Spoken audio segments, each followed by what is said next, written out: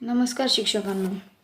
महाराष्ट्र शिक्षक परीक्षा परिषद यांच्यातर्फे महाराष्ट्र शिक्षक पात्रता परीक्षा 2025चे प्रसिद्धी निवेदनपत्र आलेले आहे. परीक्षेची तारीखसुद्धा त्यांनी आपल्याला दिली आहे की 23 नोव्हेंबर 2025 रोजी पेपर फर्स्टचा टाईम आहे सकाळी 10:30 ते 1 आणि पेपर सेकंडचा टाईम आहे 2:30 ते 5. दोन्ही पेपर एकाच दिवशी सकाळी 10:30 पासून संध्याकाळी 5 पर्यंत होणार आहे. पेपर फर्स्ट हा DED-वाल्यांसाठी असणार आहे, डिप्लोमा, आणि पेपर सेकंड हा BED-वाल्यांसाठी असणार आहे, बॅचलर्सवाल्यांसाठी.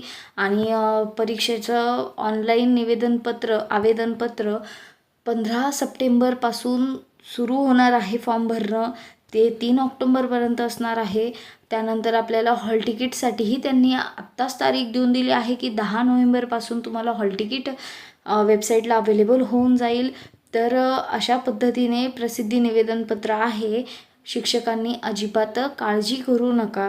रोज 1-1 तास अभ्यास करा. तुम्हाला पेपर अगदी सोपा जाईल. प्रामाणिकपणे प्रश्न उत्तर सोडवायचा प्रयत्न करा.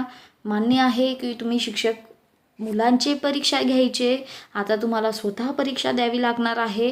पण काळजी करू नका, तुमचा अभ्यास झालेला आहे. मुलांना शिकवण्यासाठीही तुम्हाला अभ्यास करावा लागतो. ठीक आहे, तुमची प्रॅक्टिस होते पण तरी तुम्हाला अभ्यास करावा लागतो.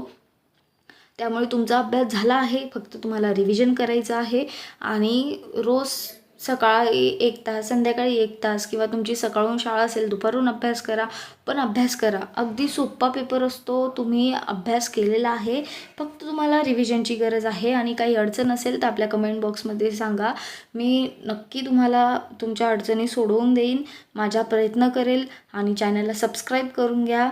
अशा पद्धतीने आपला 23 नोव्हेंबरला पेपर आहे. आपल्याकडे जवळजवळ 1-1.5 महिना आहे.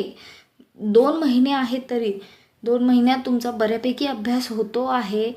तुम्ही परीक्षेचा फॉर्म आल्या लगेच भरा. असं म्हणू नका की वेळ आहे नंतर भरू, अगदी शेवटचा दिवस येऊन जातो मग सगळे फॉर्म भरायला तयार होतात. असं करू नका. वेळेवर फॉर्म भरा. रोज थोडा थोडा अभ्यास करा. पेपर अगदी सोपा जाईल. पेपर तुम्ही पास व्हाल. प्रामाणिकपणे प्रयत्न करा. नाहीतर मग ज्यांचे 5 वर्ष बाकी आहेत ते तर सुटून गेले, पण ज्यांचे 5 वर्षापेक्षा जास्त बाकी आहे सर्विस, त्यांना पेपर पास होणं खूप महत्त्वाचं आहे. नाहीतर मग राजीनामा द्यावा लागेल, निवृत्ती घ्यावी लागेल. त्यापेक्षा अभ्यास करा, परीक्षा पास व्हा. चॅनलला सबस्क्राईब करा. काही अडचणी असतील तर मला विचारा, मी नक्की सांगेल. धन्यवाद.